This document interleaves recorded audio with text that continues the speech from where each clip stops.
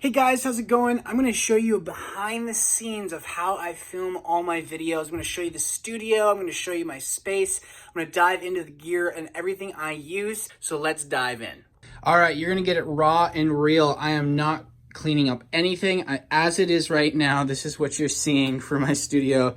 This is the creation machine. Now, I'm more of a minimalist, so I don't care about making chords look pretty. I want everything functional. I want everything easy to use, and it needs to be super ergonomic. So let's start from the right side and go to the left. I have a Shure SM7B. These are just because they're in a bag. The phone usually pops right back out. You won't see that in a couple minutes. But this is the Shure SM7B, my dream microphone. It is honestly the best microphone, one of the best microphones for podcasting, recording, lots of different things. I just love this microphone. It's kind of the jack of all trades. Now, this is very expensive, and especially through the pandemic, it's even gotten more expensive. If you want a substitute, I recommend the Shure SM57. The SM57 is just a $100 microphone. It will sound great on recording. It's used all over the place. If you want to spend a little cash though, this is my baby. I love it. And I'm using just some gold-plated or copper, or what do you call it, brass-plated XLR cables to make sure that the connection is just absolutely 100%. And I use this little extender thing that's super practical, and it basically just extends the microphone because all this junk up here wouldn't allow this to turn. So I just bought this little extender. I can pop it on and off without having to screw anything on. It's super practical. And I'm using the blue microphone stand. It's another like $150 microphone stand. I really appreciate that.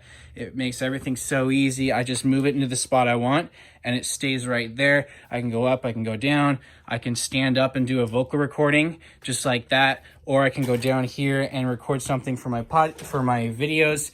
And then what I'll usually do is to get that nice clean look, is I'll lift it up like this and I'll position it like this so that you don't see the camera, which is over there, which I'll get to in a second.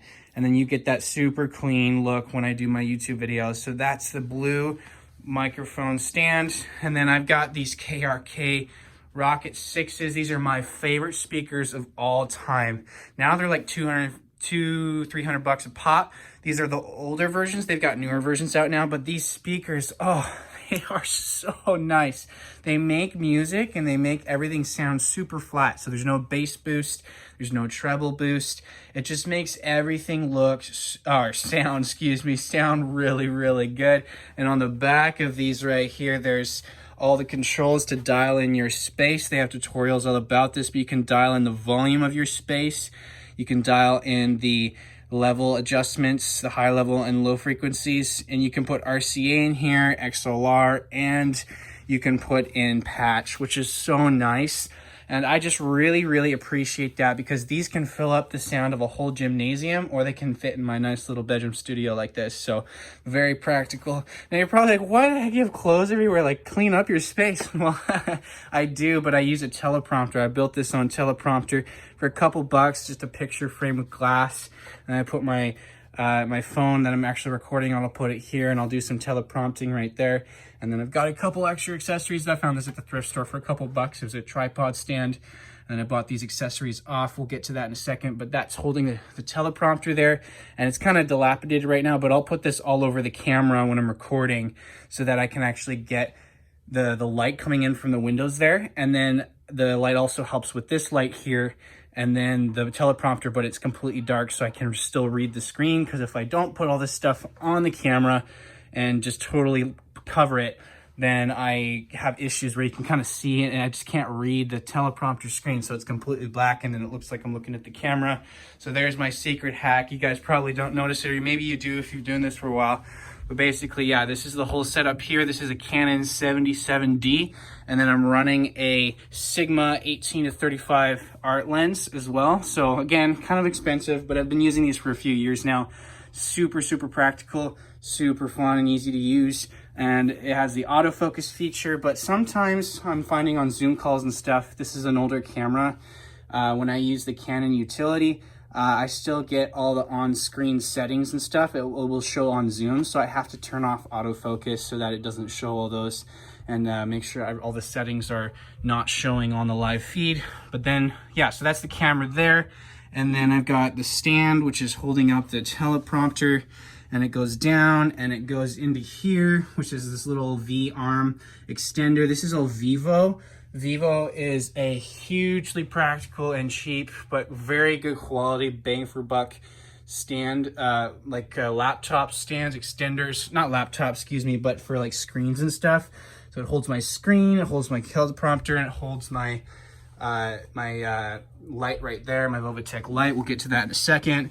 And then it's just mounted to the table back here. Yeah.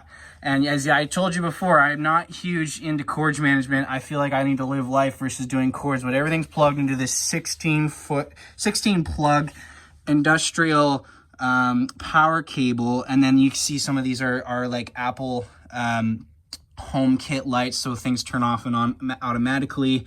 And yeah, everything's plugged into one plug over there, and the other plug on is currently the fireplace. So the fireplace is plugged in, then all my stuff gets plugged into one cord. That's my minimalistic setup for the cords there. And then as we come around the studio, we're making our way over to the left side. I've got this cheap HD screen that'll sometimes use. Right now I'm trying to upload something. There's an issue with my hard drive. Normally that hard drive is under the table, but I just use this HD, what is it? It's an LG screen. I didn't pay anything for it. A friend of mine gave it to me, so I just use that in practical for video editing stuff. It's full HD. It's got like, yeah, so I can do the color grading part of it, of videos and stuff there, although I'm really bad at color grading. I just know that, so I do the best I can. But then I've got the laptop, the Mac here. This is the M1 Mac. When it first came out, the 2020 M1 Mac, I've upgraded the RAM, so it's 16 gigabytes of RAM, but I have the baseline 256 solid state drive. If that's confusing for you, don't worry. I just got the M1 Mac. It's the new Mac, and it honestly powers this whole thing. I used to have a desktop PC that would be mounted under here so it can go with the standing desk. Oh yeah, I have a standing desk. We'll get to that. But yeah, so that's the Mac. It's currently doing some stuff, so I'll just leave it there. But under here is a Impulse. It's a Novation Impulse 61 key, and I've used that for many different events and sessions with church and with live events and stuff. It runs the whole studio, basically. It's got all the knobs, it's got all the faders. It's got its own brain inside it, but it doesn't have any sounds on it, so all the sounds come off the laptop. I've done professional piano, professional keys, pads, synths, all that stuff can be run off the piano there. And then, yeah, I also have Logitech Ergo keyboard and Ergo mouse, because when I was first getting into this, I had the PC and my hands and fingers were hurting like heck when I was working with my video editing job, and I just needed something that was super ergonomic. Now it's a bit overkill because I'm just sitting on the couch with the laptop. But these are really comfortable. Can't recommend them enough. Although I probably would get the MX Master 3 instead of this particular mouse. I'd get the other one that's a regular clicky mouse. But that's the keyboard and mouse. It's all Bluetooth, so all wireless, so I can just plug and go. And I've basically got it down to 2 ports. Right now it's all a mess because my hard drive is having some issues, so I've just kind of been working on this right now. But you're getting the real live raw studio experience. You know, I feel like it's funny because a lot of YouTubers and a lot of people will just clean up everything so perfectly, but I'm going to show you the behind the scenes of being an entrepreneur and what it's like. So this is also right here. This is some just ports. I got 2 of them so I can connect everything because I'm still on an older system. Not everything's USB-C as Apple wants us to be. So I got it down to 2 USB ports though, so everything can plug into here. You can see the disconnected USBs because I'm trying to work on that right now. I've got a little stand here to plug everything in. So that's a little bit slick. I just got 2 ports there, plug everything in. They got the Samsung T5 SSD. These are rock solid awesomeness. This is a 500 gig one, so they've got way newer ones and way better ones for probably cheaper, but this is super practical. Okay, this thing right here for the MacBook is so practical to plug anything into, so I definitely recommend one of these. Yeah, and then I got my charging station right here because down there under the desk it's kind of hard to reach, so I wanted to put another place to reach it, so I just put a power cord. So the main 16 bar power cord at the back there is always on, but then this one is the kind of key. This plugs, these are my 2 speakers, so it turns the speakers on and off and plugs in all my stuff I need. I use this $10 Staples thing to hold all my cords in. This is for my phone, this is for my Mac, and then I got some battery chargers here. I got a wireless pad for my Galaxy buds that I use. They're currently in my pocket actually, so they probably need to be charging, but I use those for video editing and stuff. It really work. The latency on this is really low, so it's not 100% like latency free though. For YouTube videos and online content, this actually is a latency free headphone, because I've tried everything and that doesn't work, and this actually works to be completely latency free for watching YouTube videos and movies and stuff on Netflix. But if I want to do some video editing, there is a smidgen of a lag, but I put up with it. Otherwise I'll just use my headphones. So let's move down the desktop. So we've gotten the whole desk set up pretty much. Oh yeah, the lighting here is Fovitec. So let me see if I can get you this to see this. So Fovitec Studio Pro. They're just a cheap lighting setup. And I've got another one right here as well. I use for behind my head, so kind of get that 2-point lighting system. And then with this wall, it kind of rebounces a little bit. And then I got the lighting out there natural when it's a good day. So yeah, so that's pretty much it for the top of the desk. And then if we move down a little bit, let's go down a little bit. We see headphones here. I again love KRK. They're some of the best in the market. I feel it's like an underrated brand, honestly. But the KRK, let's see what these ones are. The KNZ, I don't know if you can see that, KNZ, KNS 8400. And then this is the Focusrite 2i2 Studio. I've had this thing for like probably 5+ years now. I haven't had the need to upgrade. It's just super rock solid. Has two, it can do patch or XLR. It has the volume for my speakers, headphone volume, and I can do live monitoring, so it skips the computer. So zero latency. Basically, if you have latency issues, zero latency on off. I fix latency just by doing this. It's a latency fixer switch. So this is super practical. I run everything through this. It's super nice for live streaming and stuff. I'll take it with me to the church or whatever. And then garbage, we don't need to talk about that. And then we have this standing desk I bought for 400 bucks. Again, it's all Vivo. So Vivo, the same company that makes these, makes this stand. So this table is actually just a slab of a random table we were about to throw out at my place. And then I just took the top off, and then I built the frame. I built the frame of it so that I could just put the top of it on. So I basically only spent 400 bucks on this desk, the cheapest 400 bucks you'll spend on a standing desk. And it can get smaller and wider, so you can adjust it to the size of your space. And then it goes really high too. So you can go, I think it's for somebody who's up to like 6'5" or 6'8". So it's really nice. And I just have the different presets. That's the sitting preset. That one I've set to be the, oh, I touched it again, standing preset. It's kind of, it's a little buggy, so it's not completely like super nice and intuitive, but it does work. Then it all stands up like that.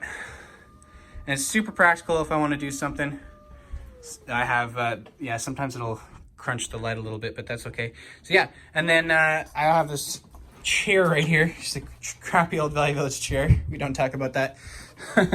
And that's pretty much the front of the studio. So that's the front area. It's nice for standing. Again, I know the cords are a mess. Don't worry about that, because as a minimalist, I'll just like to plug everything into the wall once, and then I'm constantly moving my studio. I'm adjusting, moving parts and all that stuff. So it's like, if I was to cord manage everything, and I have in the past, it just doesn't make a lot of sense because I keep moving things and it's just really tough. And then if we move over here, this is the back of the studio. So this is what you're seeing here. Got a few swords here, and I'm supposed to steam the carpet, so we'll get that out of the way. You're seeing it raw and real, folks. And then I've got a dry erase board that I take some notes on, or I help people with workshops. And then a lot of books. I love reading business books. And okay, Ranger's Apprentice, if you need a good novel series, super valuable. Love this book, these books. I've read them so many times. And obviously we've got the classics like the Tintin books, Aragon, and then we've got the Lord of the Rings and Narnia. We've got the practical essentials and then Rubik's Cubes and stuff. Lots of fun stuff. I got a magic box in there. I've got another okay, so I got to show you guys this. This is pretty cool. I've got a bunch of transformers, like collectible transformers, that I'm waiting on, because these are now worth like $50 to $70 a piece. It's kind of crazy. But then I got some swords here. I just like hanging these on the side here.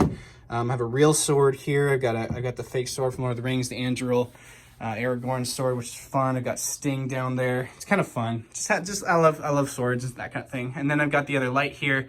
And so I turned that one on, and then I turned this little pot light there on, and I moved this over a little bit. So then, sorry, I moved this light over here, and then I kind of just stand it here, and then I'll be in here, and I'll just record usually sitting on my chair. I'll record here, and I might have some notes right here and that kind of thing. So that kind of just takes care of itself. And then that's pretty much what I do for YouTube videos, and I'll just batch out the YouTube videos like that. Yeah, but that's pretty much the home studio. Thank you so much for watching. Make sure to like, comment, and subscribe. Let me know in the comments what I missed and what you want to know more about. If you saw something in my home studio that you want to know a little bit more about, let me know. Do a video on that or let you know in the comments. Everything is linked in the description, so make sure to check it out. Some of them might be Amazon affiliate links. Get Honey. Get the Honey extension if you want to save money. Mr. Beast is talking about it a lot, and a lot of YouTubers are talking about it. It's free. I'm not sponsored. I'm not paid to say anything. Just go check it out. It saved me a couple bucks for sure. If you want to use those Amazon affiliate links, it keeps this channel going. I really appreciate that. And then that's pretty much it, guys. Thank you so much for watching. You take care. You're awesome, and I'll see you in the next video.